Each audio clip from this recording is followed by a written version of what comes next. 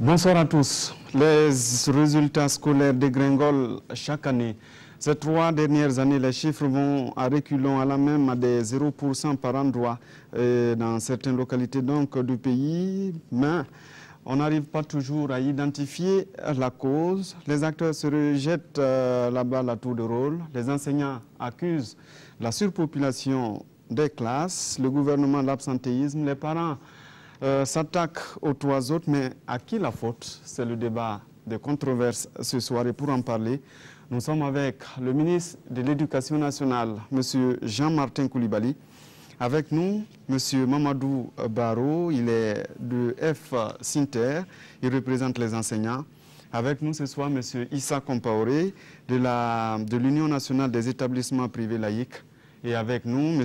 Hector Ouedraogo, président national de l'association des parents d'élèves.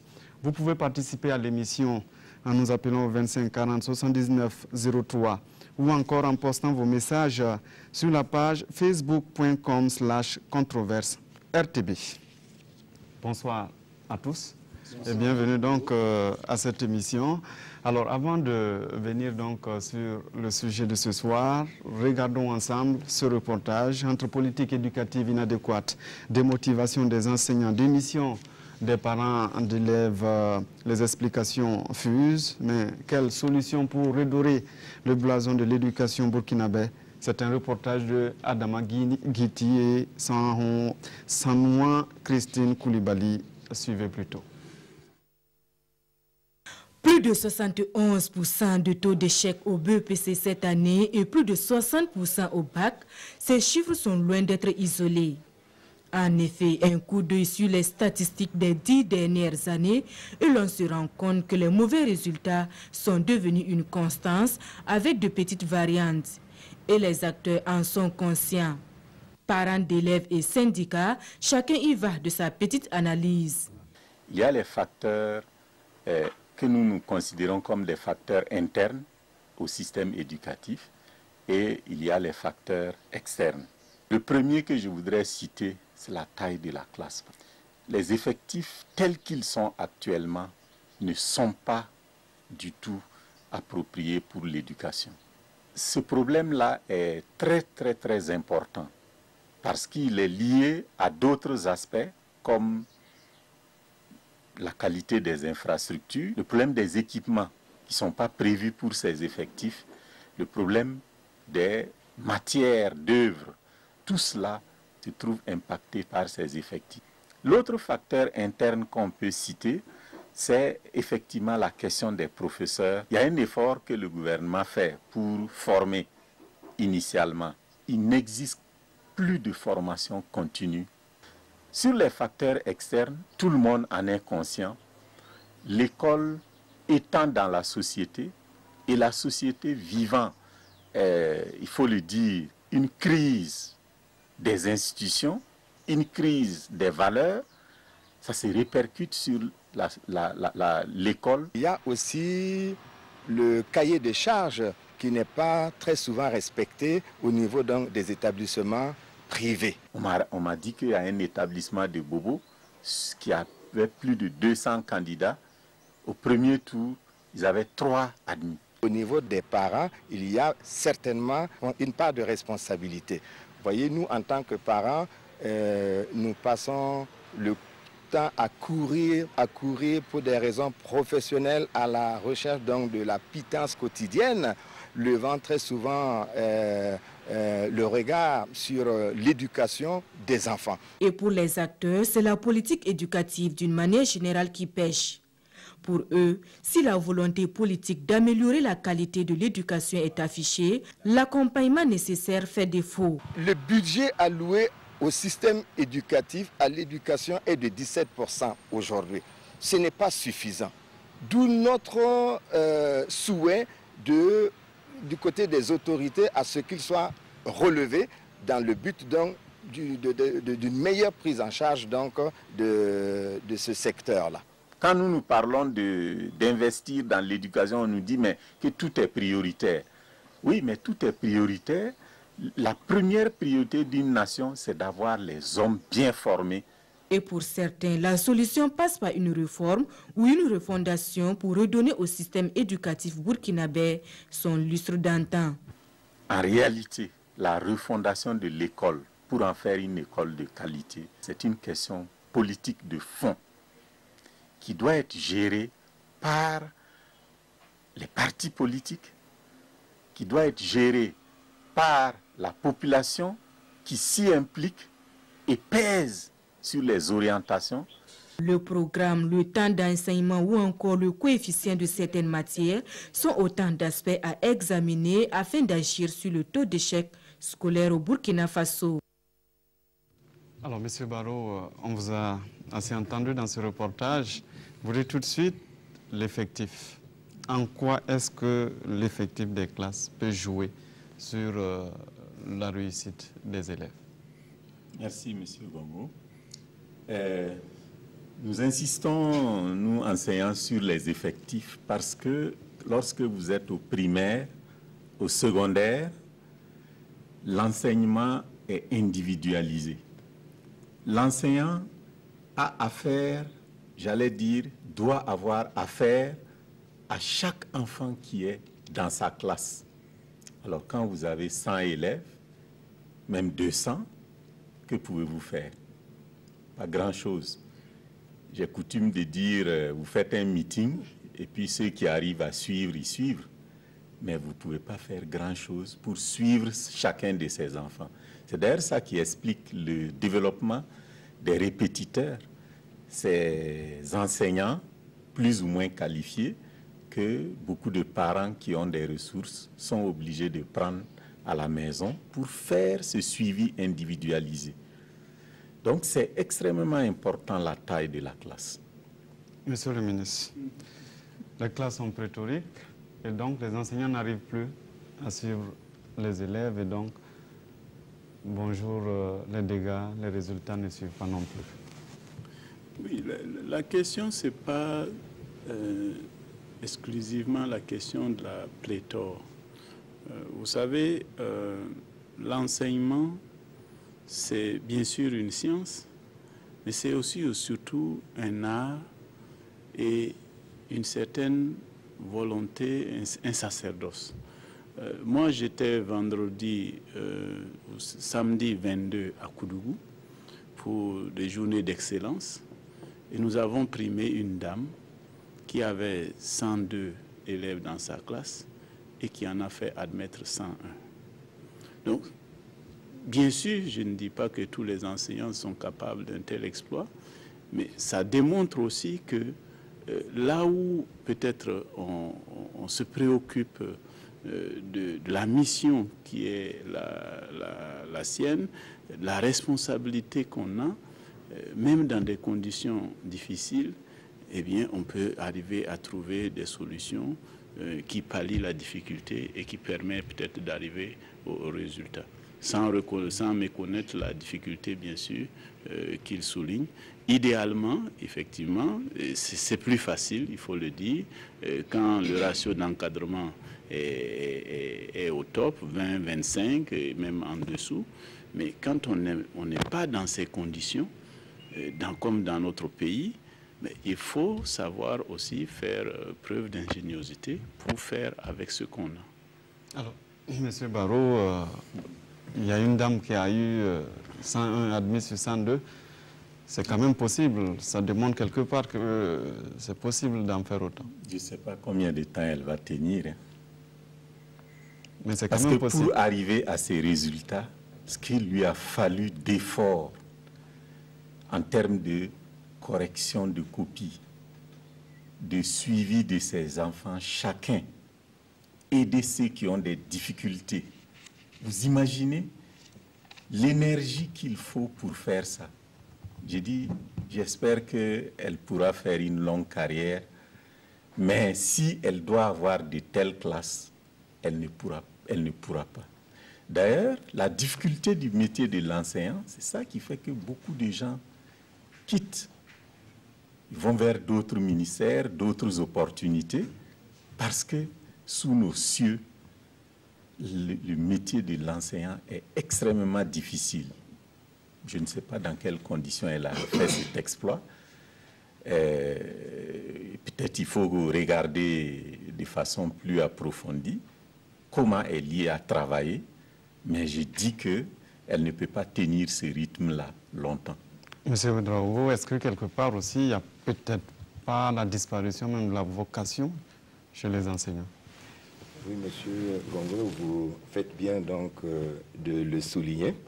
Et pour ma part, je dirais que beaucoup vont à l'enseignement pas parce que il y a cette vocation, mais peut-être parce que ils sont plutôt en quête d'emploi. Et quand on va parce que on est en quête donc d'emploi, la vocation n'y est pas, il n'y a plus donc de sacerdoce. Alors, on peut constater à un moment donné un désintérêt ou plutôt, je noterais plutôt l'absentéisme chronique à un moment donné parce que la personne n'est pas allée par pure vocation. Alors que l'enseignement, comme bien d'autres métiers, quand on y va, en principe, ça devrait être d'abord la vocation, et puis ensuite donc de la passion qu'on y met, et puis travailler avec, à donner vraiment son cœur pour atteindre les objectifs que l'on poursuit, à savoir accompagner les élèves à la réussite, au succès scolaire. Alors, monsieur le ministre, monsieur Barrot dit qu'il ne sait pas combien de temps cette femme va tenir, ce qui veut dire qu'elle a travaillé quand même dans des conditions assez difficiles pour... il a fallu se surpasser dans tous les cas. Mais c'est ça qu'on attend d'un enseignant, parce que cette responsabilité d'éduquer est une responsabilité tellement importante. Vous savez, je peux donner un exemple. Si votre fils revient ou votre fille revient à la maison en disant le maître a dit ceci et cela, essayez de lui faire comprendre que c'est faux. Vous allez vous rendre compte à quel point le processus d'identification entre l'enfant et son maître ou sa maîtresse est profond. Et c'est cette responsabilité qui doit engager à un tel sacrifice. Et je rejoins ce que disait le président de l'UNAPESP et pour dire que c'est...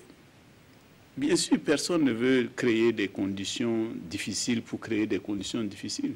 Ça n'existe dans aucun pays. Si l'État avait les moyens d'améliorer ces conditions, nous allions le faire. Nous le faisons au rythme des ressources de ce pays. Mais ce que nous disons, c'est que ceux qui viennent à l'enseignement, parce que justement cette responsabilité est si importante, si stratégique pour un pays, devraient pouvoir y venir seulement par passion et pour le sacerdoce. Oui, parce que M. Barrot le sait, ce n'est pas dans l'enseignement qu'on vient pour devenir riche. Et on a l'habitude de le dire. Si dans aucun pays, on ne vient dans l'enseignement pour gagner de l'argent. On vient dans l'enseignement parce qu'on a envie de transmettre des valeurs, de communiquer, et parce qu'on a cette passion-là, l'amour des enfants qu'on a peut-être chez soi et qu'on veut aussi continuer de cette façon à l'école. Il va répondre. Monsieur Barrot. Oui, on vient à l'enseignement par passion, par vocation. C'est possible. On peut poser ces exigences-là dès le départ. Mais monsieur le ministre conviendra que ces qualités-là ont besoin d'être accompagnées.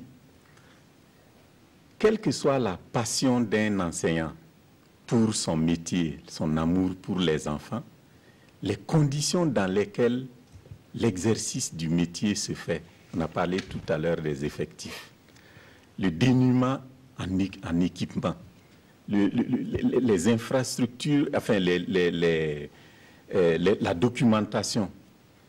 Et si vous prenez les séries où on enseigne les sciences, vous n'avez quasiment pas de possibilité de faire des expériences dans la plupart de nos lycées et collèges.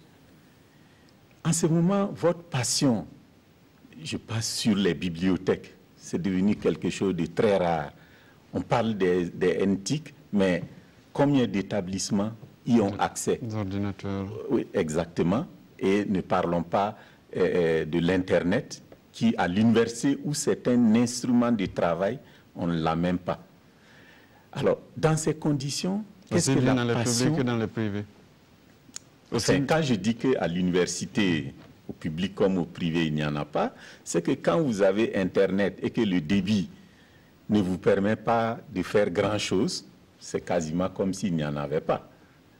Alors, donc, quand on regarde toutes ces contraintes-là, vous pouvez venir par passion, mais vous allez démissionner à un moment donné si véritablement vous n'avez pas, vous ne croyez pas à autre chose que les revenus. Parce que ce qu'il faut dire aussi, quelqu'un qui travaille, il travaille pour gagner sa vie aussi. Et si, avec nos luttes ces dernières années, il y a eu quelques améliorations au niveau du public, mais le privé, mon collègue du privé va en parler, au privé c'est terrible. Nous, on a eu à intervenir dans des établissements privés primaires où on payait les gens 25 000 francs, 30 000 francs. Quand on a fait appliquer la grille officielle qui est retenue au niveau de l'enseignement, les salaires là sont passés de ces montants-là à 60 000, 62 000, 80 000 pour les plus anciens. Bon, le fondateur a collaboré. Mais c'est ça, la passion, tout ça, ça doit être accompagné par un minimum. Pour pouvoir, Monsieur Compaoré, vous êtes interpellé parce que dans le privé, d'abord, il y a un problème de cahier des charges, semble-t-il, et puis il n'y a même pas le minimum pour l'enseignant pour survivre. Merci beaucoup. Il est vrai qu'effectivement, l'enseignement privé, il y a une variété. Pourquoi je dis cela? Parce que beaucoup d'établissements font de bons résultats, privés font de bons résultats, et de plus en plus, c'est vrai que historiquement, ce sont les élèves qui n'ont pas réussi donc, dans les écoles publiques, qui sont renvoyés, qui venaient pour s'inscrire dans les écoles privées. Mais aujourd'hui, non, aujourd'hui, nous avons, pour les parents en tout cas qui peuvent payer la scolarité, ils peuvent choisir donc d'aller dans les écoles privées en première intention. Et on a des conditions d'encadrement dans ces écoles-là qui peuvent être à certains égards meilleures. Mais ça, ce n'est pas la grande majorité parce que les frais de scolarité qui sont perçus dans beaucoup d'établissements qui sont primaires ou secondaires sont tels que, pour une grande majorité d'écoles, on ne peut pas faire face à l'ensemble des charges donc, qui exigent, par exemple, un enseignement de qualité. Et nous avons fait des calculs, y compris lorsque nous étions donc dans la négociation pour la convention collective que nous avons signée avec l'ensemble des syndicats. Et nous avons vu qu'il y a des effectifs minima, c'est-à-dire par rapport à la taille donc, des établissements, qui en dessous desquels les écoles sont déficitaires. Ça veut dire que si vous avez moins de 500 élèves dans votre école, un CG, vous ne pouvez pas faire face aux charges. Et quand vous regardez les frais de scolarité, bien sûr, par rapport à la bourse donc, de nos concitoyens, on peut estimer que c'est élevé.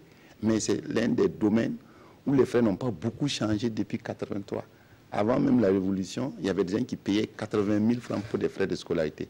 C'est à la faveur de la Révolution qu'on a ramené, on a divisé par 2 les frais de scolarité et on a ramené pour le primaire à 10 000 francs. Donc il y a eu comme un phénomène de rattrapage qui s'est fait ces dernières années après la libéralisation. Vous avez toujours des frais de scolarité qui sont autour de 75 000 francs. On n'a pas besoin d'avoir fait l'école polytechnique pour calculer quand vous avez 60 dans la classe, pour vous rendre compte qu'en fait, avec ces frais de scolarité-là, vous ne pouvez pas faire face à des charges d'investissement, de fonctionnement et permettre de payer des salaires décents. Donc ça veut dire que c'est un peu la situation globale. Qui doit en pâtir.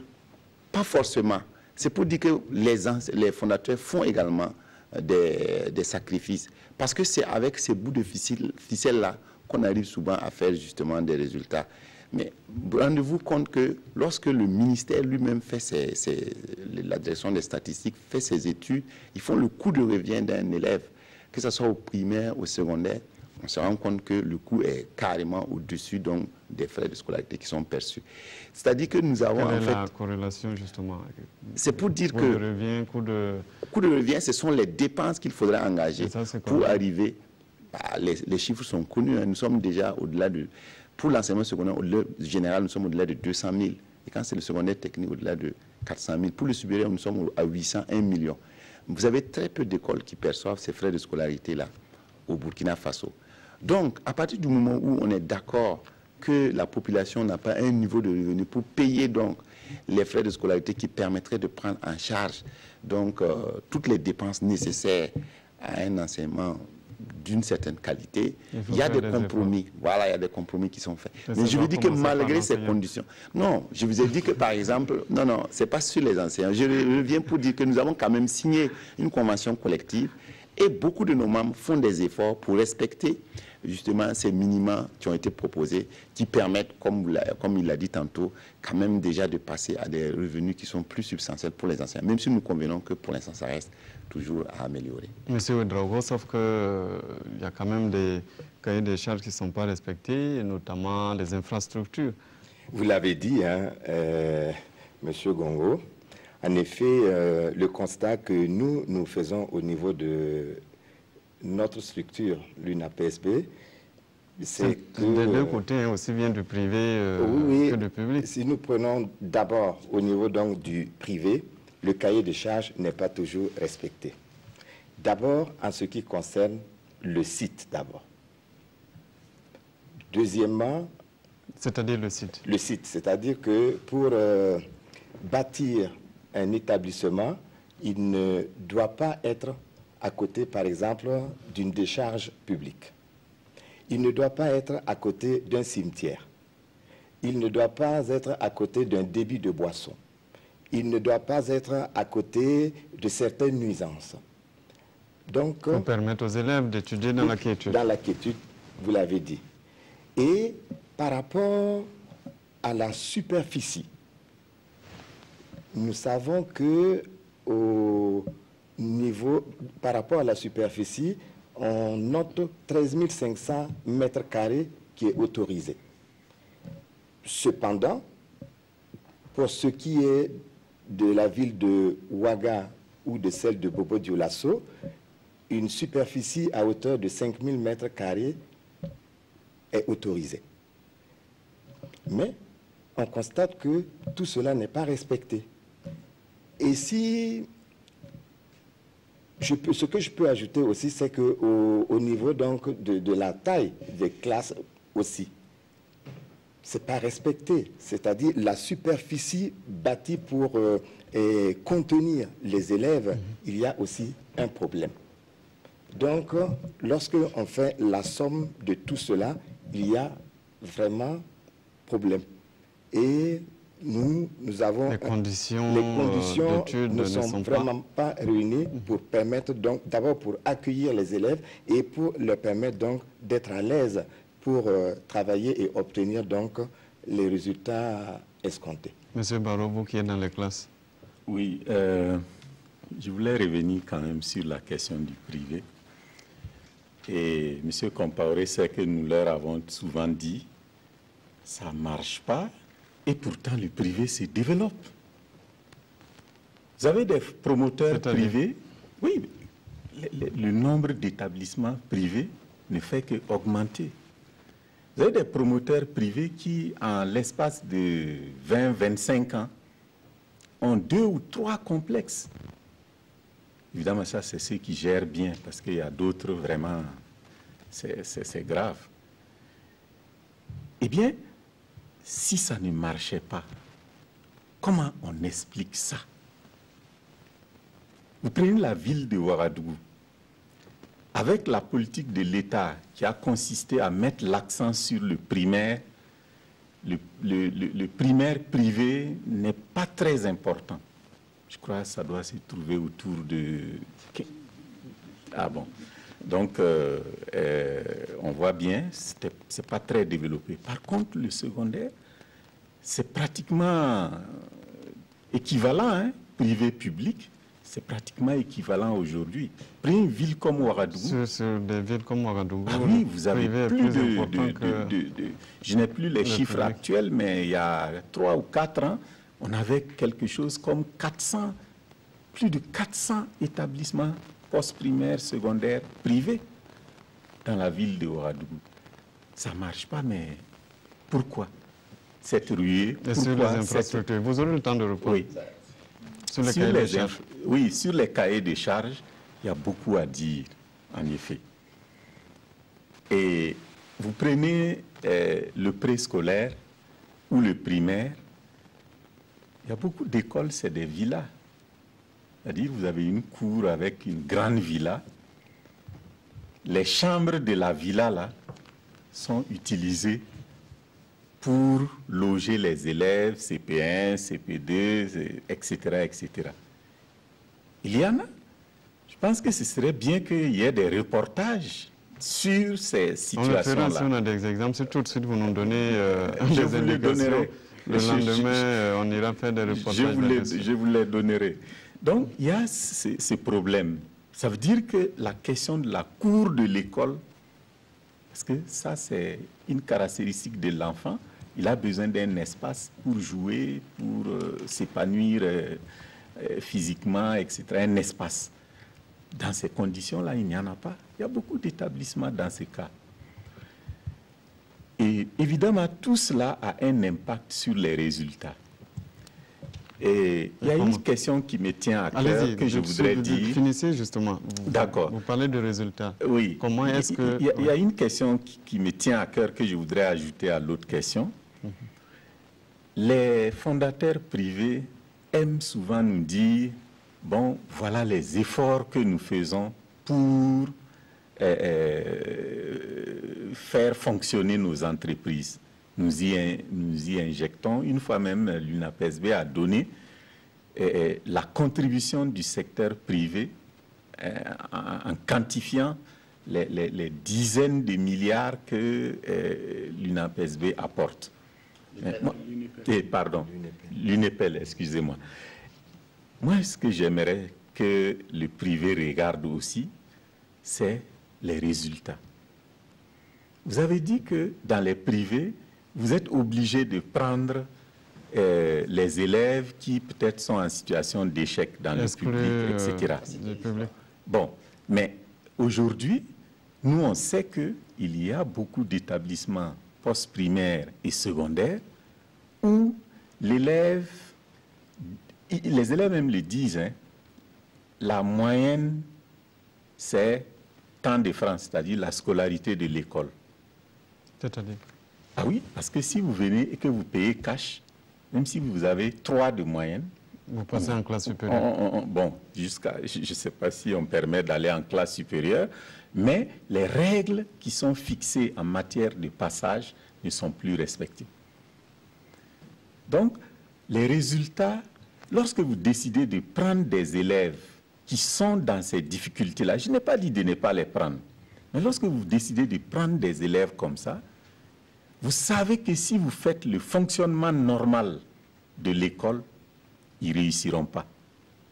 Donc, vous devez, en prenant l'argent des parents, mettre en place un dispositif pour sortir ces élèves-là de la logique de l'échec dans laquelle ils sont inscrits. Il va répondre à ce niveau-là.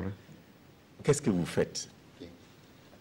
D'abord, sur les infrastructures. Sur les infrastructures, nous sommes d'accord que les cahiers des charges prévoient des dispositions que nous avons demandé d'alléger. Parce qu'effectivement, on veut bien avoir 5 000 m², 10 000 m², 13 000 m² pour faire les infrastructures.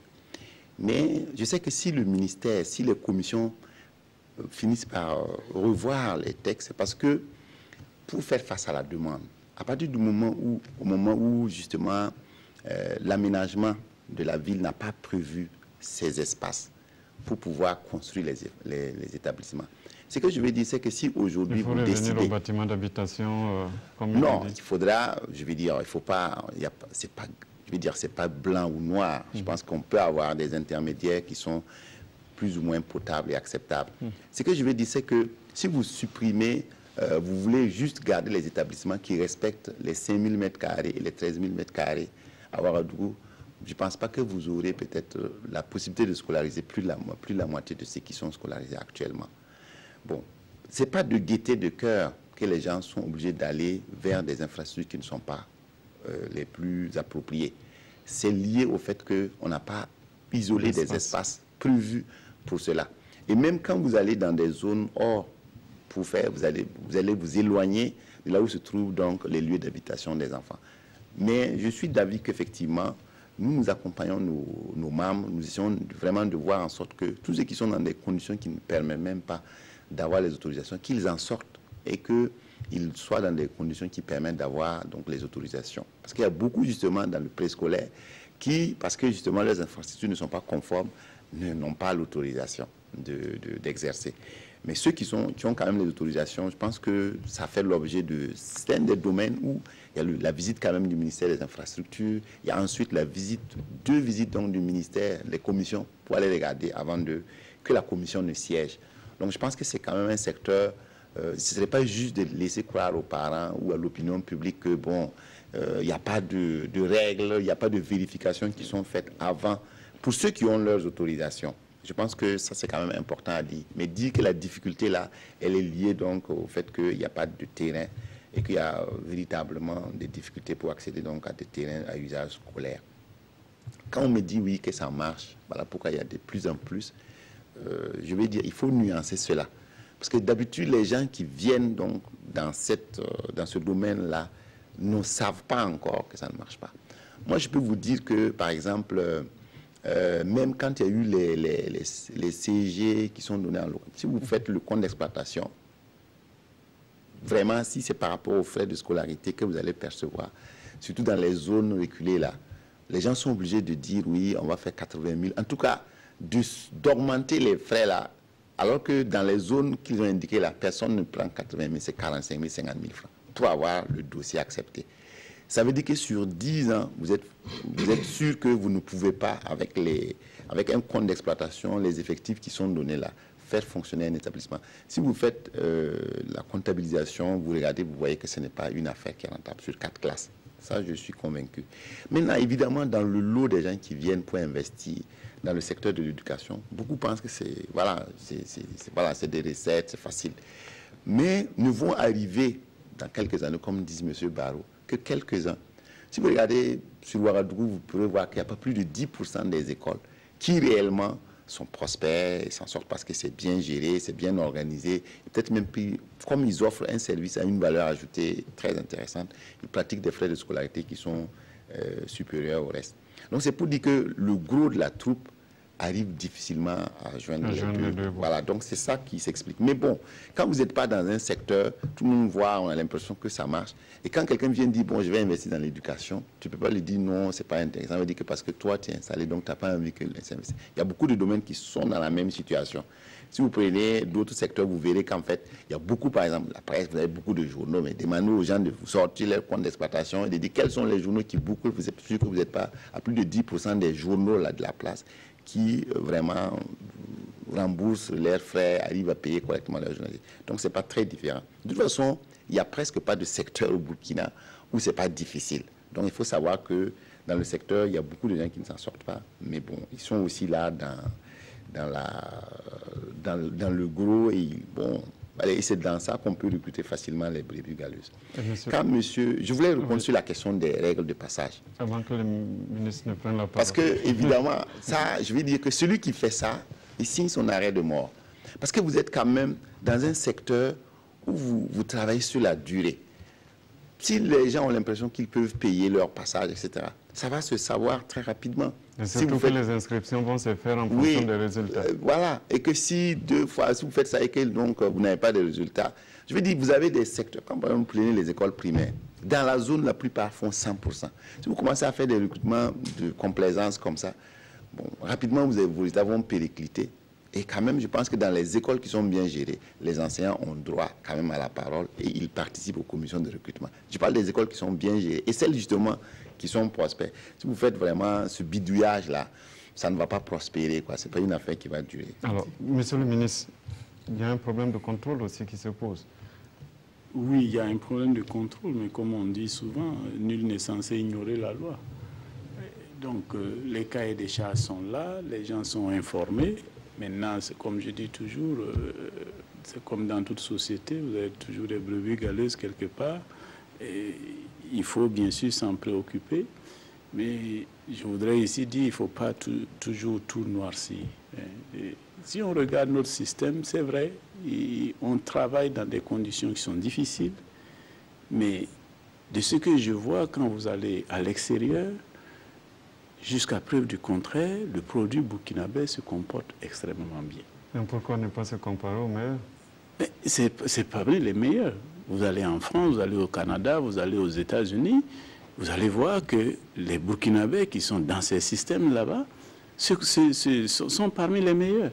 Donc, ce que j'essayais de dire depuis le début de l'émission, c'est de saluer ce travail d'abnégation que font les enseignants qui se donnent, qui ont compris cette responsabilité importante qu'ils ont investie en choisissant l'éducation. Et c'est ça qui donne ces résultats. Mais comme j'ai dit, ça ne doit pas nous empêcher, ça ne doit pas nous faire occulter les difficultés qui existent dans notre pays, qui ne sont pas propres à l'éducation. Demandez aux paysans, demandez à l'éleveur, demandez aux fonctionnaires moyens qui n'est pas enseignant. Tout le monde est logé à la même enseigne. Donc, tant que le pays n'a pas plus de ressources, ces conditions-là ne changeront pas par miracle.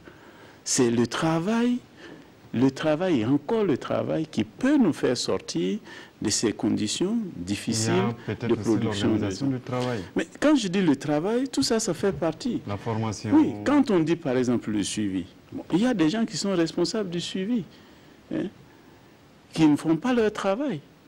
Ça fait partie aussi, pendant que d'autres le font. Donc, l'organisation et tout ça, c'est dans la même vision. Et tant que nous n'allons pas prendre conscience que c'est un ensemble, c'est là où nous continuons à rester dans les mêmes conditions sans évoluer. Ouais.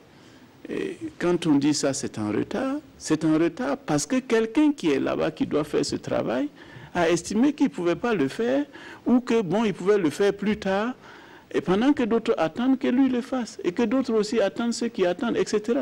Il n'y a pas de miracle. Là où les gens se mettent au boulot, ils finissent par dépasser ces difficultés-là et par aller aussi vers la prospérité. Ceux qui sont plus âgés que nous donnent des exemples. Vous prenez la Corée du Sud, au moment des années d'indépendance, c'était des pays qui étaient moins développés que nous. Qu'est-ce qu'ils ont fait pour arriver là où ils sont? Et ça ne s'est pas fait par miracle. Il n'y a pas eu de plan Marshall qui a aidé la Corée du Sud.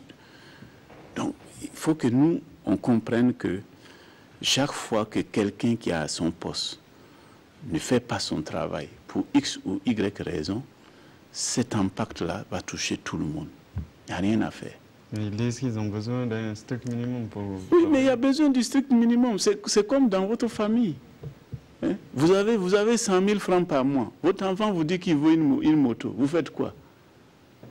C'est la même chose. Donc, il faut que vous allez faire avec ce que vous avez. Qu'est-ce que vous allez faire? Vous allez expliquer à cet enfant, oui, vous avez vu des enfants qui ont des motos, qui sont dans des voitures, mais ici, chez moi, là, tu ne pourras pas avoir de moto. Pas aujourd'hui. Peut-être demain, si les conditions changent, si, etc. C'est ça, la réalité. On ne peut pas promettre à quelqu'un ce qu'on n'a pas. Et c'est ce que vous n'arrivez pas à comprendre. En tout cas, ce n'est pas facile. Mais je me réjouis que monsieur le ministre dise que les résultats du système éducatif, c'est dû à l'abnégation des enseignants. Et je pense qu'effectivement, malgré les conditions difficiles dont on a parlé tantôt, les enseignants font énormément de sacrifices. Sans leurs sacrifices, en réalité, le système éducatif s'effondrerait. Parce que le budget qui lui est alloué, les l'attention qui lui est accordée, je pense que le système éducatif s'effondrerait. Il faut rendre hommage aux enseignants. Mais ça, c'est l'aspect moral. Il faut également une reconnaissance matérielle. C'est très important. C'est-à-dire? Il y a des efforts qui ont été faits au niveau de l'enseignement supérieur ces dernières années. Les autres niveaux attendent les mêmes efforts.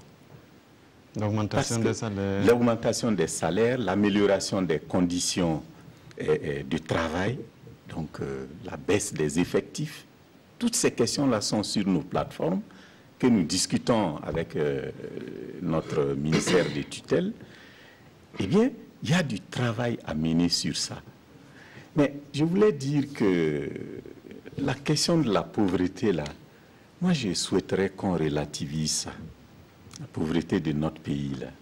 Je souhaiterais qu'on relativise. Parce que il y a, même si c'est un pays qui n'a pas beaucoup de ressources, il y a quand même un gaspillage des ressources, une distribution des ressources qui n'est pas faite en reconnaissance des efforts de ceux qui travaillent. Je crois que c'est le problème important de notre pays aujourd'hui. La redistribution des ressources. J'aime dire souvent, quand vous rentrez dans une ville comme Ouagadougou et vous faites les capitales européennes, vous vous demandez, mais comment les gens comme à Ouagadougou font pour rouler dans les véhicules de 50 millions, 60 millions? Vous allez en Europe, vous trouvez rarement ces véhicules-là. Il y a un problème. L'UAS a donné des informations importantes ces derniers temps sur le recouvrement des impôts. La redistribution des richesses de la nation passe également par cette question des impôts qui doit pouvoir toucher ceux qui ont des revenus importants pour permettre à certains secteurs, pour permettre aux travailleurs d'avoir une vie décente. Et j'avoue que, tel que les choses se passent, véritablement, il y a beaucoup à faire. Alors, monsieur le ministre, pour la réponse. Non, vous savez, je crois qu'il faut placer les choses dans leur contexte. Prenez l'Européen, il est plus porté peut-être vers ses vacances, vers une maison, vers ceci. Et peut-être qu'ici, les gens sont plus portés. Moi, j'ai vu parfois des gens que je connais qui n'ont pas de pied-à-terre, mais qui ont une voiture, qui s'achètent une voiture, qu'ils gardent dans la rue, parce que le prestige, c'est d'avoir la voiture, pas d'avoir la maison. D'être visible, c'est d'avoir la voiture, et pas nécessairement d'avoir la maison. Donc, il y a des éléments comme ça qu'on peut faire comme analyse. Mais globalement, la question de la pauvreté, comme disait, je crois que c'est, je crois que c'est Lamizana qui disait cela, que nos pays sont plus pauvres, je crois, par la façon dont ils conçoivent leur développement que par la pauvreté réelle matérielle. Et c'est ce que j'essayais de dire tantôt. Parce que, bon, celui qui collecte l'impôt, qui ne vient pas à l'heure, vous allez vous payer votre impôt, vous trouvez qu'il n'est pas là, vous devez repartir, et puis revenir pour le voir. Vous revenez le voir, il est occupé à quelque chose, il vous fait traîner 1 heure. Bon, après, pour vous dire que c'est l'heure, lui, il doit fermer. Est-ce que vous allez revenir pour payer votre impôt? Non. Vous allez revenir si vraiment vous n'avez plus le choix. Voilà. Et des exemples comme ça, on peut les multiplier à souhait dans notre système. C'est là où... l'enseignement. Oui, mais dans l'enseignement, c'est la même chose. Si on parle de résultats, j'ai félicité tout à l'heure les enseignants, mais on peut aussi regarder, et M. Barreau le sait, il y a des enseignants qui arrivent en retard, qui partent avant, qui abandonnent les enfants dans les classes. Il y a des encadreurs qui doivent aller suivre ce que font les enseignants et les directeurs qui n'y vont pas. Donc on ne sait pas ce qui se passe. Et après, bon, on arrive à des résultats où il y a 0%, tout le monde est catastrophé. Mais en fait, si nous avions un regard, nous nous serions rendus compte que cette affaire-là ne prend pas la trajectoire de faire un pourcentage quelconque. Donc, quand je dis que c'est seulement le travail, ce n'est pas pour dédouaner X ou Y, c'est vraiment un effort collectif. Si je suis absent à mon boulot, c'est qu'il y en a d'autres qui sont en train de m'attendre là-bas et que ceux qui ont besoin de ces gens-là attendent aussi à leur tour. Et dans un système comme ça, la productivité n'est pas là. Alors, et si nous prenons conscience de cela, chacun fait la part qui est la sienne. Je vous assure, ce pays-là, en 4 ans, 5 ans, va pousser des ailes. Monsieur Ouedraogo. J'abonderai dans le même sens que ce que dit Monsieur le ministre. Je crois que il faudrait que chacun, à l'endroit où il se trouve, joue pleinement et entièrement sa partition. Au niveau de la famille, il faudrait que les parents acceptent donc de reconnaître qu'il y a une démission, hein, une démission. Et au niveau donc des établissements aussi, il faudrait que l'on ait un regard critique et reconnaître qu'il y a aussi un problème. En ce qui concerne... Oui, mais est-ce qu'il n'y a pas un problème? Il parle de train de vie, par exemple. Lorsque chaque responsable à un petit niveau que ce soit demande un véhicule de service ou de fonction, alors qu'on a besoin peut-être de l'argent quelque part pour l'éducation. Oui, et là je crois qu'il revient donc aux... C'est ça le problème de la redistribution. Donc oui, aux autorités de prioriser en réalité les choses. Lorsque quelqu'un a besoin donc d'un véhicule de fonction alors que ce n'est pas vraiment une priorité, moi je me dis que il faut pas le faire. Hein? Il vaudrait plutôt mieux offrir ce qu'il faut pour une meilleure offre éducative afin qu'il y ait des résultats probants plutôt que de faire un peu ce que j'appellerais un peu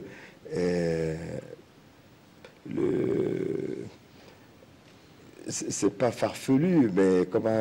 Tapalé, si vous voulez. Voilà, hein, je pense. Alors, Adama Koulibaly est avec nous, il a des questions de téléspectateurs. Nous allons l'accueillir et nous apprêter à noter donc les questions. Bonsoir Adama Koulibaly. Bonsoir Simon Gongo, bonsoir chers téléspectateurs, surtout beaucoup de réactions. D'abord sur la page Facebook, nous avons Adama Dendane, la faute revient aux dirigeants depuis que le bâton a été supprimé et que les élèves passent en classe supérieure avec une moyenne inférieure à 10 sur 20. De plus, les élèves qui ont une moyenne très faible préfèrent aller s'inscrire au privé que plutôt de reprendre l'année. Ensuite, Yaya Koulibaly, toujours Facebook, la responsabilité incombe à l'État quand des établissements évoluent jusqu'en classe de 3e avec 1 ou 2 enseignants et que la vacation reste impayée. Donc imaginez l'enseignement que reçoivent les élèves dans ces conditions. Amadou Ouattara, un enseignant qui reçoit dans sa classe un élève qui a 1 comme moyen de passage, que peut-il bien faire? Victor Niakara, quand on opte pour une éducation de masse, on ne peut s'attendre à mieux. Ensuite, Issa Savadogo à Ouagadougou, là par téléphone, c'est beaucoup plus de la responsabilité des parents. Ils ne suivent pas l'évolution scolaire de leurs enfants, mais aussi l'enseignement doit être une vocation. Yacouba Souré à Bobo Dioulasso, il y a trop de réformes dans le système éducatif au point que les enseignants et les élèves ne se retrouvent plus. Ensuite, Francine Ouedraogo à Kaya. Au collège, souvent, les enseignants ne font pas d'évaluation. Ils prennent juste les cahiers de cours des élèves, les corrigent et leur attribuent des notes. Ensuite, Clément Bado à Koudougou. Il y a des écoles du continuum qui n'ont toujours pas reçu leur documentation. Et donc, les élèves n'ont aucune documentation. Et voilà. Pour Clément, la question de Clément La réaction de Clément Badou. Ensuite, Ali Zongo à Fada. Les manuels pédagogiques comportent parfois des fautes. Il cite en exemple le livre de lecture de CM2 qui, selon lui, comporte des photos sur plusieurs pages. Et Monsieur Ouedraogo à Fada, la motivation de beaucoup de fondateurs d'écoles privées, c'est de se faire de l'argent au détriment de la qualité de l'enseignement qui y est dispensé. Et enfin, M. Abdul Fattah Ozeba à Ouagadougou, quel est le sort réservé à l'enseignant qui a enceinté 5 élèves de sa classe? C'est tout. On va parler justement de... On va commencer par cette question. Quel est le sort réservé à cet enseignant-là qui a enceinté 5 élèves et ça constitue une question fondamentale. Comment un enseignant peut se retrouver justement à lier amitié avec ses élèves au point d'enceinter 5?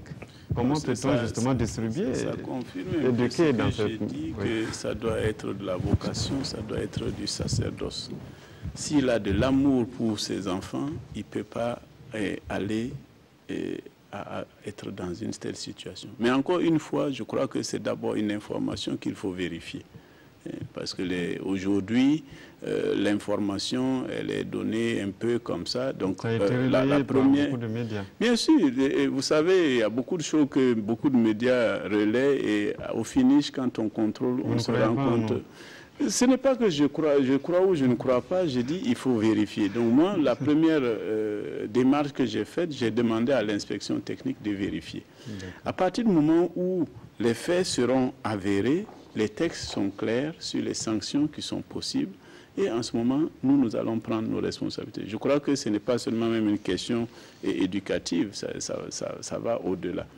Ça, c'est vraiment pour cette question, parce qu'il faut aussi regarder est-ce que les dites filles sont mineures ou pas.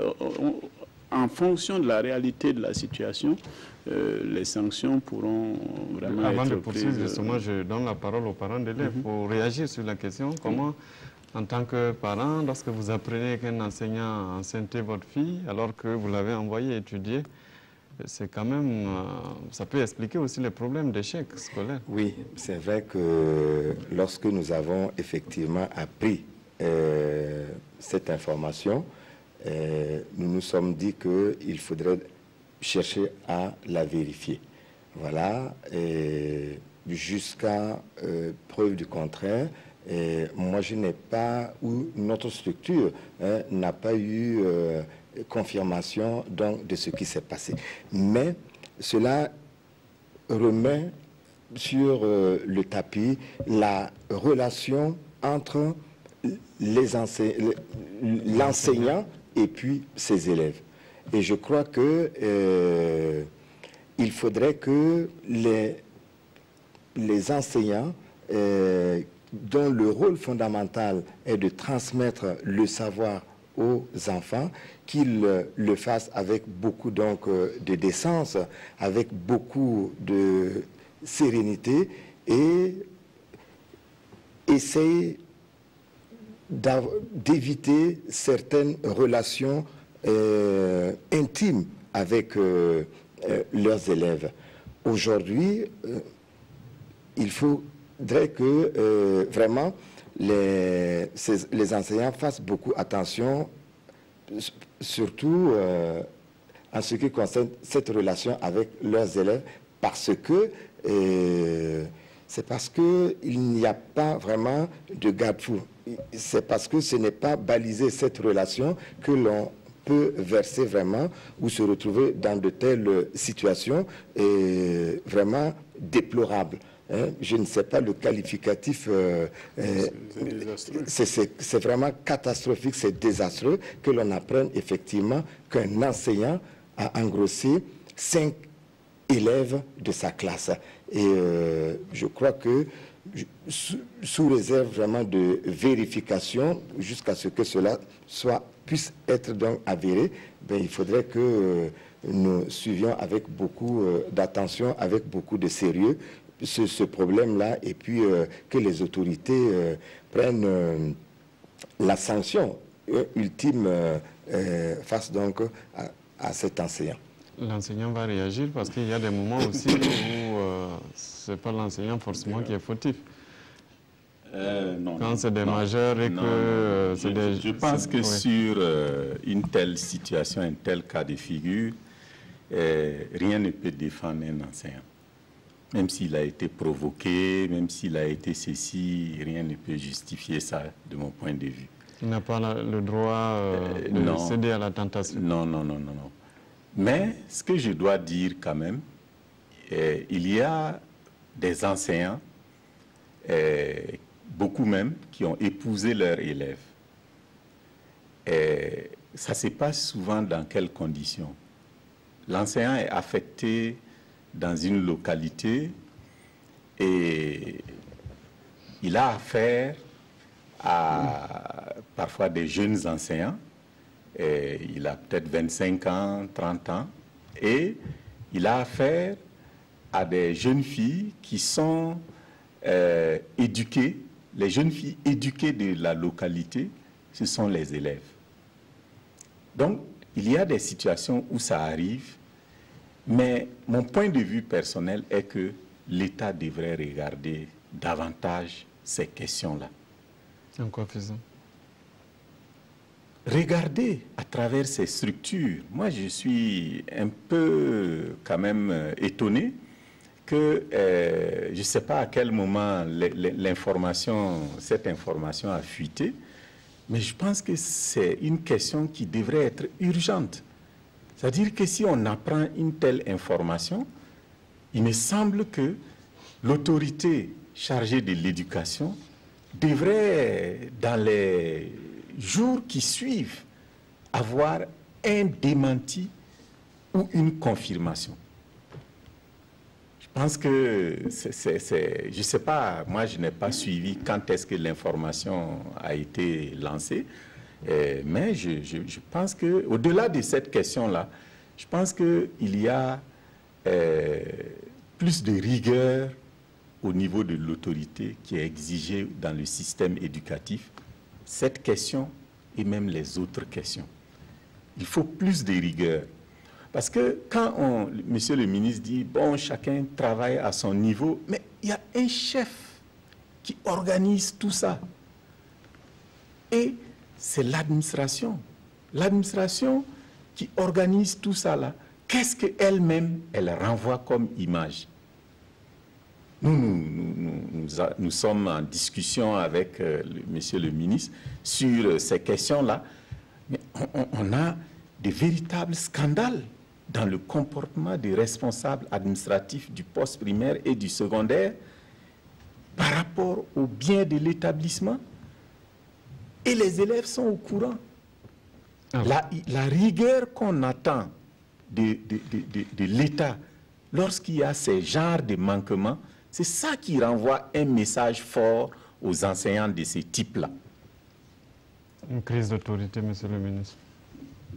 Bon, vous savez, c'est comme je l'ai dit, l'État c'est qui? Ou bien l'autorité, comme il dit, c'est qui? C'est lui, c'est moi, c'est... Il ne se reconnaît pas comme autorité. Non, parce que vous savez, quand il ne se reconnaît pas comme autorité, je ne sais pas s'il tient une classe. Si vous tenez une classe, dans la classe là, qui a la responsabilité de la classe? L'autorité, ce n'est pas une affaire qui est distribuée une fois pour toutes. Il y a un qui est en haut, tout puissant, et puis il est responsable de tout jusqu'au plus bas niveau. Ce n'est pas comme ça. L'autorité, comme vous le savez, elle est déléguée en cascade jusqu'au plus bas niveau. Et c'est de la gestion à chaque niveau de façon opérationnelle. C'est ça qui rend l'autorité sur le terrain. L'État, je prends un exemple, l'Assemblée vote une loi. Bon, on doit respecter le feu rouge. On a des gendarmes qui font respecter le feu rouge. OK. Mais dans un pays, on ne peut pas mettre derrière chaque feu rouge un gendarme parce qu'on veut faire respecter le feu rouge.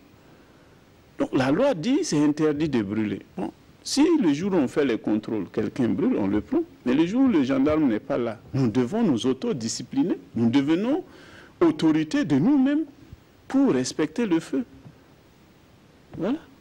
Mais si on dit non, bon, c'est la responsabilité du gendarme d'être là. Bon, il n'est pas là, donc moi, je peux brûler le feu. Il n'y aura jamais d'autorité dans aucun pays. Mais pour revenir à... Et comment peut-on, justement, on va évoluer parce que le temps avance aussi, comment peut-on faire de l'enseignement et avoir des résultats lorsqu'on a opté de faire de l'éducation de masse avec des élèves qu'on autorise à passer en classe supérieure, même avec 1 de moyenne? Oui, j'allais y venir. Vous savez, quand on parle des questions de moyenne, d'évaluation, etc., ce sont... il faut d'abord avoir enseigné quelque chose avant d'évaluer. D'accord? Donc, quelqu'un qu'on a évalué qui a 0, le premier problème qu'il faut se poser, c'est qu'est-ce qu'on lui a enseigné. D'accord? Moi, je dis toujours, en me référant à la théorie de l'évolution, il n'est pas possible que les enfants, nos enfants, soient moins intelligents que nous. Sinon, il n'y a pas d'évolution. Et donc, quand un enseignant va déclarer de façon péremptoire, bon, il est nul ou bien il est bête, ce sont des choses extrêmement graves. Quand elles sont dites comme ça à un enfant, par rapport à ce que je disais tantôt, au processus d'identification qu'a l'enfant envers son enseignant. L'enseignant, par des mots comme ça, qui peuvent paraître anodins, peut détruire, fracasser un enfant définitivement toute sa vie. Parce que l'enfant peut arriver à croire ce que l'enseignant dit. Bon, si 2, 3 fois l'enseignant lui dit « toi tu es nul, toi tu vaux rien », il va finir par le croire. Je crois que dans cette matière-là,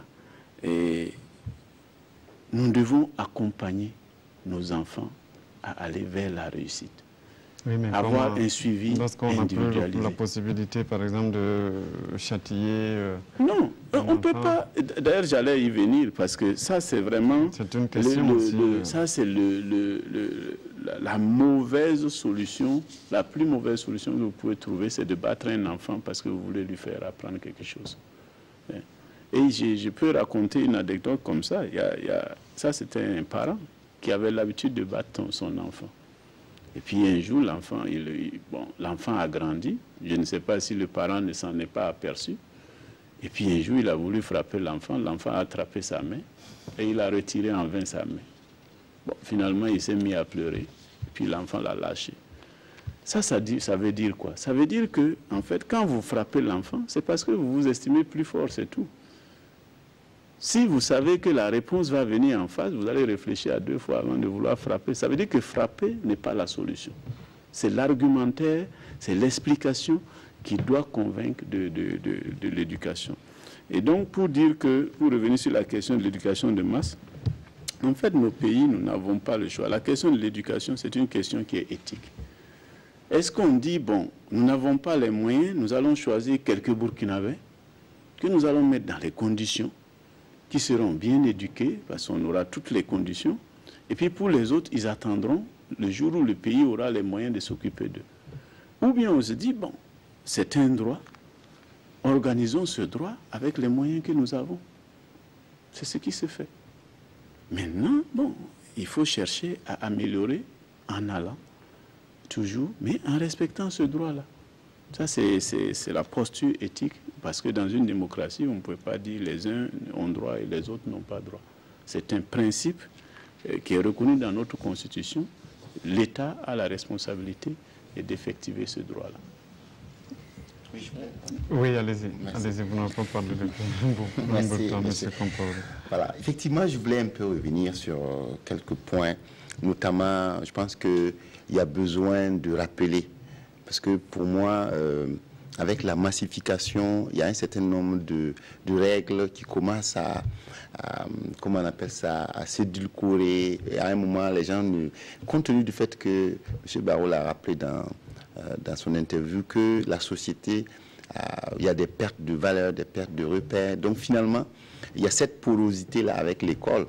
Et certains enseignants peuvent s'amener, pas seulement, je vais dire, tous les acteurs, peut s'amener à croire que peut-être ce qui n'était peut-être même pas imaginable peut commencer à être possible, voire envisageable. Donc je crois qu'il est de la responsabilité de tous, mais aussi de l'État d'abord, de rappeler certaines règles, de rappeler aux uns aux autres à leurs obligations. c'est pas toujours agréable, mais c'est vrai que la loi, nul n'est censé ignorer la loi. Mais je suis convaincu, Monsieur le ministre, que avec le nombre d'enseignants qu'on recrute, etc., il faut rappeler quelques fondamentaux. Parce que on a pris cet exemple d'enseignants, peut-être qui auraient ancienneté 5, mais je vais dire, c'est pas un cas isolé. Vous avez beaucoup de villes, beaucoup de régions où cette question va peut-être handicaper sérieusement la scolarisation des filles, parce que les parents vont commencer à se dire, si c'est vraiment le lieu où les enfants pourraient aller tomber enceintes, ils vont réfléchir par 2 fois avant d'envoyer leur enfant à l'école. Donc je crois que c'est des challenges, des sujets, voilà, qui doivent faire l'objet d'une attention particulière, comme l'a rappelé M. Barrow, de sorte que des instructions soient données pour qu'effectivement on rappelle aux enseignants à travers donc et aux chefs d'établissement ce qu'ils doivent faire pour évidemment rappeler. Vous savez, par exemple, dans certaines... C'est votre responsabilité aussi. Bien oui, bien sûr, j'ai dit tous les acteurs. Ça veut dire que, par exemple, quand vous voyez, pour éviter les accidents dans les mines, qu'est-ce qu'on fait? Tous les jours, on appelle les gens, on vous rappelle, voilà, ça permet, et on vous dit, voici le nombre d'accidents qu'on a pu éviter parce qu'on a rappelé aux gens les règles de sécurité. Je veux dire, c'est des techniques, bon voilà, on va aller plus loin que de dire, vous êtes censé savoir. On peut rappeler, par exemple, à la rentrée, chaque fois, de dire aux chefs d'établissement, y compris les fondateurs, de rappeler aux enseignants quelques règles par rapport à cela. Voilà, donc ça c'est ce que je voulais, c'est comme une forme de proposition que je fais. Oui, mais je voudrais dire ça, c'est fait dans les écoles, dans la formation qui est donnée aux enseignants, et il y a tous ces éléments-là. Et quand ça se passe sur le terrain, la situation est également gérée. Hein. Les filles qui sont enceintes sont accompagnées pour que, du fait d'être enceintes, elles ne perdent pas leur scolarité. Tout ça, c'est fait par l'État. Et les enseignants qui sont confondus sur des actes comme ça sont également sanctionnés. Donc, bon, bien sûr, on peut toujours aller plus loin, mais je pense que ce que je disais de fondamental, ceux qui veulent embrasser ce métier-là doivent avoir conscience de sa particularité, parce qu'il s'agit des enfants, parce qu'il s'agit de nos enfants, et il s'agit de l'avenir d'un pays. C'est là où je crois que, peut-être qu'en tant qu'État, qu'autorité, nous devons avoir peut-être un regard plus avisé sur le recrutement, de nous assurer que ceux qui viennent vraiment avec cet amour de ce travail, cet amour des enfants. Alors, c'est de la responsabilité des parents aussi, selon Issa Sawadogo, qui pose la question. Ils ne suivent plus l'évolution scolaire de leurs enfants, mais aussi l'enseignement doit être une vocation. Oui, ce téléspectateur n'a pas tort. Il y a un adage qui dit que maman a accouché n'a pas terminé. En effet, après l'accouchement, il y a l'éducation. Et les parents doivent mettre vraiment le paquet. Ils doivent avoir un regard sur l'éducation de leurs enfants. Et parce que, comme on le dit, hein, l'enfant apprend aussi par l'exemple. Ce qui se passe à la maison, si les parents se conduisent bien, l'enfant regarde, l'enfant imite et l'enfant donc suit ce qu'il voit. Mais malheureusement, comme je l'ai dit hein, dans le reportage, les parents ont de plus en plus beaucoup d'occupations, beaucoup donc de responsabilités et lèvent un peu hein, le regard sur l'éducation de leurs enfants. Il y a des parents qui confient, pas qui confient, mais qui se disent que le fait d'inscrire l'enfant ou leurs enfants donc à l'école, c'est l'école qui devrait donc s'occuper de l'éducation. Alors que ce n'est pas le cas. On doit avoir un regard sur l'éducation, on doit suivre l'éducation des enfants, aller au niveau donc, des établissements, voir comment cela se passe. En effet, il arrive même que des parents ne savent pas, en fin de trimestre, quelle moyenne leur enfant a obtenu. Nous avons connu des situations où un papa qui avait donc son fils inscrit en classe donc, de terminale et qui malheureusement n'a pas réussi à son examen de baccalauréat, mais a dit à son papa, mais c'est pas possible, hein, j'étais brillant en classe et il faudrait donc intenter un procès parce que il y a un problème. Et le papa, sans trop chercher à comprendre, s'est rapproché donc du chef d'établissement pour en savoir davantage. Et quand on a sorti les notes donc, de l'enfant, le papa a failli tomber à la renverse. Mais c'est difficile. Et il y a aussi des parents qui émulent des enseignants face aux enfants, devant des enfants. On en a il y a même des responsables d'établissement, ça aussi ça existe. Ça aussi ça existe. Et là aussi on peut vous donner une anecdote aussi. Hein, ce monsieur qui, pendant les vacances scolaires, s'est rendu par exemple dans un établissement pour demander le certificat de scolarité de son enfant. Arrivé là-bas, la dame qui était chargée donc de délivrer le certificat de scolarité n'était pas encore sur les lieux. Et il a commencé à tempêter, à vociférer, on vous paye pour ceci, pour cela, et voilà pour nos enfants, et vous n'êtes même pas là. Et un agent de l'établissement a essayé donc de calmer le monsieur en lui faisant comprendre que peut-être que la dame a eu effectivement un souci, mais qu'elle ne tarderait pas à venir. Et effectivement, la dame est arrivée, et quand elle est arrivée, le monsieur a continué à insulter. Et elle s'est excusée en disant non, j'ai fait un petit crochet au centre médical parce que j'avais des vertiges et j'ai voulu contrôler ma tension avant donc de venir. C'est juste pour dire quoi?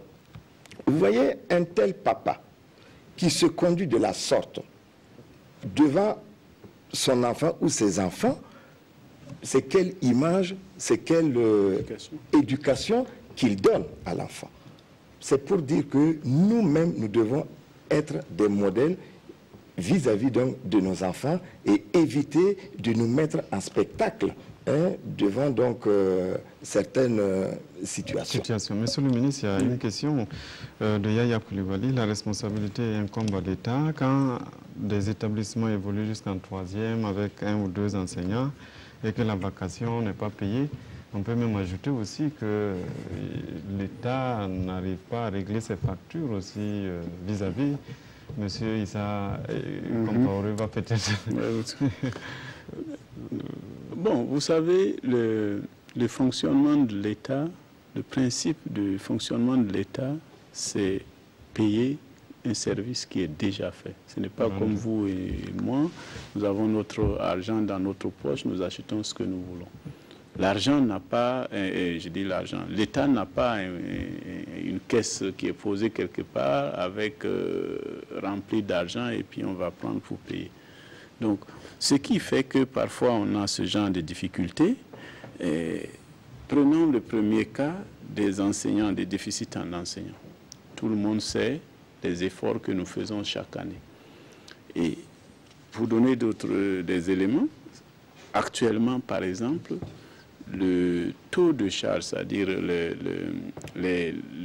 la charge de fonctionnement de l'État atteint presque 50% de nos ressources propres aujourd'hui. Là où, pour nos directives communautaires, par exemple dans l'UEMOA et la CEDEAO, nous imposent un maximum de 35%. Nous sommes presque à 50%. Ça veut dire que quand vous dépassez ce genre de ratios, ce sont des ratios qui sont plus ou moins basés sur des théories. Si vous les dépassez, ça veut dire que vous n'avez presque pas de capacité pour investir par vous-même. Vous êtes obligé de compter sur d'autres personnes pour pouvoir continuer à investir dans votre pays. Mais on sait que malgré tout cela, le ministère de l'Éducation est, j'allais dire, le seul ministère qui est autorisé par l'État à recruter aussi massivement. L'année dernière, nous avons recruté 5800 enseignants du primaire. Cette année, nous allons en recruter 5850. Mais je vais dire ici que nous avons peut-être deux problèmes. L'augmentation rapide de notre population par rapport à nos capacités, mais également probablement un problème de gestion. La répartition. La répartition. Nous avons des textes qui disent, malgré qu'on a essayé de trouver des solutions, on a dit, bon, maintenant nous allons recruter les gens selon les besoins des régions. C'est ce que nous faisons. Mais nous avons des textes qui disent, une fois que quelqu'un qui a été recruté en région a accompli 6 années pleines, il a la possibilité de demander à quitter. Donc, résultat, on a des régions jugées pas attractives par les différents personnels où, dès que les gens ont les 6 ans, ils demandent systématiquement à partir. Ce matin, d'ailleurs, j'ai été interpellé par un gouverneur de région dont je tairai le nom, qui me disait, bon, dans le mouvement national qui a été fait, il y a 200 agents de l'éducation qui ont demandé à quitter sa région et il y a seulement 3 qui ont demandé à aller dans sa région. Bon, quand on est dans des situations comme ça, qu'est-ce qu'on fait? Nous-mêmes, depuis l'année dernière, nous essayons de dialoguer avec nos partenaires pour trouver une solution au trop plein de gens qui sont dans les centres-villes. À Ouaga, ici, nous le savons, on a trop d'agents. Mais quelle est la règle? Avec quels critères nous allons pouvoir redéployer ceux qui sont ici, en dehors de Ouagadougou, vers les localités, les communes au niveau rural, où le besoin est réellement pressant. Voilà la quadrature du cercle. Nous continuons les négociations et je pense que nous allons trouver la solution parce que c'est notre responsabilité d'arriver à trouver la solution. Et s'il prête à Dieu, d'ici la rentrée, nous allons faire des propositions aux partenaires parce que dans notre système, nous avons toujours privilégié le dialogue et le consensus là où cela est possible, avec les acteurs de l'éducation, parce que ce n'est pas l'État seul qui en a la responsabilité. Monsieur Compaoré, il y a des responsables d'établissements privés qui ne cherchent qu'à se remplir les poches au détriment de la qualité de l'enseignement. Oui, je pense que c'est un préjugé. C'est vrai, comme on l'a dit, hein, dans tous les milieux, dans tous les secteurs, vous pouvez trouver des gens qui ne sont pas très recommandables. Mais moi, je peux vous assurer que la majorité donc, de nos promoteurs ont conscience donc, de la responsabilité. Et pour compléter, je dirais que une entreprise ne peut pas faire que de l'argent parce que de toute façon, si vous ne remplissez pas vraiment ce pourquoi vous avez été créé, vous ne pouvez pas durablement faire des recettes de l'argent. Donc, si le fondateur perd de vue le fait que ce qui fait son affaire, c'est vraiment qu'il fasse des résultats scolaires de plus en plus intéressants, il ne pourra pas faire fonctionner son établissement pendant longtemps. Donc, je pense que c'est vite dit, mais pour ceux qui veulent rester durablement dans le secteur, peut témoigner que ce n'est pas comme ça. Et dans beaucoup de secteurs, d'ailleurs, on ne peut pas faire de l'argent juste comme ça, de manière rapide. On va terminer par M. Barreau.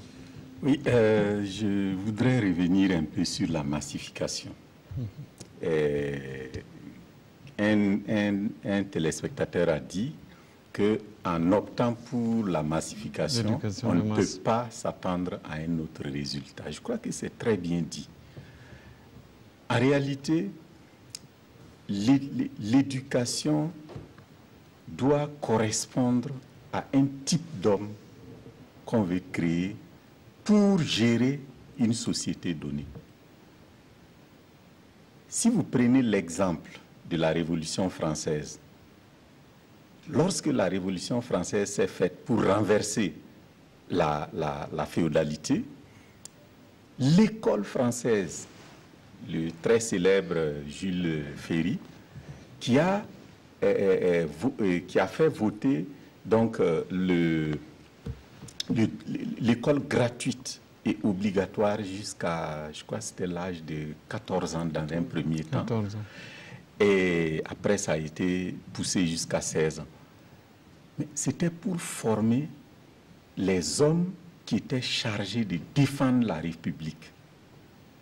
Aujourd'hui, lorsqu'on décide de faire une massification, encore que moi je crois qu'il faut qu'on utilise avec beaucoup de réserve pour le post-primaire et le secondaire, on est à autour de 16-17% pour le post-primaire, non pardon, 24% par là pour le post-primaire, et pour le secondaire, on est autour de 11%. Et avec ça, eh bien, on a ces résultats qui sont très mauvais. C'est quel type d'hommes nos responsables veulent former? Parce que c'est eux la responsabilité de pouvoir effectivement créer les conditions pour qu'on ait des hommes de qualité pour gérer le pays. Le ministre répond et puis on s'arrête là parce qu'il est l'heure. Non, je voulais dire d'abord, sur cette question, moi ma réponse est simple. Avant l'école, comment est-ce que ça se passait? Nous avions dans nos sociétés le système d'initiation qui embarquait tout le monde. C'était déjà de la massification. Personne n'était exclu. Enfin, si j'ai bonne souvenance. Nous, on l'a vu un peu et ça a tendance à disparaître. Donc, aujourd'hui, ce que j'ai voulu dire, c'est de dire ceci. Même si nous avons moins de moyens, et il a dit les taux sont peut-être faibles au post-primaire et au secondaire, mais si vous ne faites pas cette massification dès les niveaux les plus bas, comment vous faites après pour la suite? C'est parce qu'on est passé en bas qu'on peut aller en haut. Et comme je l'ai dit tantôt, pour moi, par exemple, à l'école primaire, c'est la socialisation de l'enfant qui est le principal objectif. Et comme je l'ai dit tantôt aussi, si l'enfant n'a pas réellement des difficultés, des déficiences ou des problèmes de ce type, cet enfant-là, notre système éducatif ne peut pas se déclarer inapte à le maintenir dans le système. C'est un problème qui n'est pas acceptable. Ça veut dire que nous n'avons pas fait ce que nous pouvons faire pour instruire cet enfant-là. Merci, Monsieur le ministre. Jean-Martin Coulibaly, ministre de l'Éducation nationale, qui était sur ce plateau. Avec nous aussi, Monsieur Mamadou Barrow, il représentait les enseignants, il est de la Fédération Sinter. Avec nous, M. Issa Compaoré, Union nationale des établissements d'enseignement privé laïque. Je précise que vous êtes le président. Et puis, M. Hector Ardan Ouedraogo, président national de l'association des parents d'élèves du secondaire et du supérieur. Merci à vous de nous avoir suivis. Controverse s'arrête là. C'est le principe de controverse parce que le débat continue. Il n'y a pas de tour de table pour faire de clôture parce que le débat doit continuer. Voilà, c'est le principe de l'émission. Merci à vous de nous avoir suivis. Merci à toute l'équipe technique et à la coordination. Pour Sénékindo, Adama Coulibaly, Draman Guéné. Controverse va prendre donc des vacances pendant le mois d'août et puis on se retrouve en septembre, mais nous aurons des émissions rediffusées pendant donc cette période. Rendez-vous donc à la reprise par la grâce de Dieu et puis nous essayerons d'apporter quelques innovations. Bonne suite de programme sur la RTV.